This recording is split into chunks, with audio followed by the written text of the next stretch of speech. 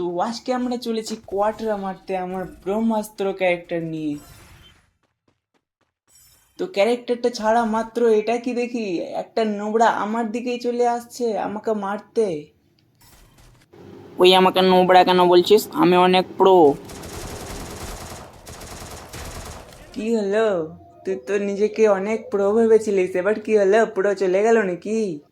ও তো আমার network slow হয়ে গেছিল, তাই মেরে দিলি।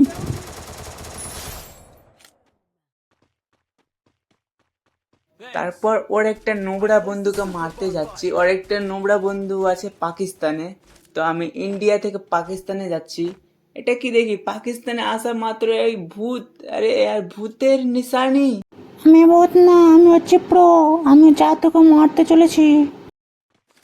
তারপরে আমরা ভূতের পিছু করলাম, কিন্তু কোনো ভূতের পিছু করা তো কোনো মানুষের ক্ষেত্রে সম্ভব না, যার কারণে ভূতটা ভেগে গেল।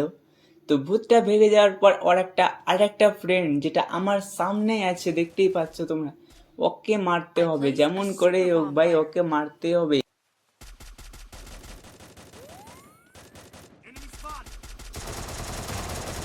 মেরে দিয়েছিস, এবার শান্তি হয়েছে তো তারপরে তোর? আমার তো কোয়ার্টার মারা হচ্ছে না, আর একটাই এনিমি আছে। একটা এনিমিকে যদি আমি মারতে পারি তো সবাই মিলে সাবস্ক্রাইব লাইক টাইক করে দেবে।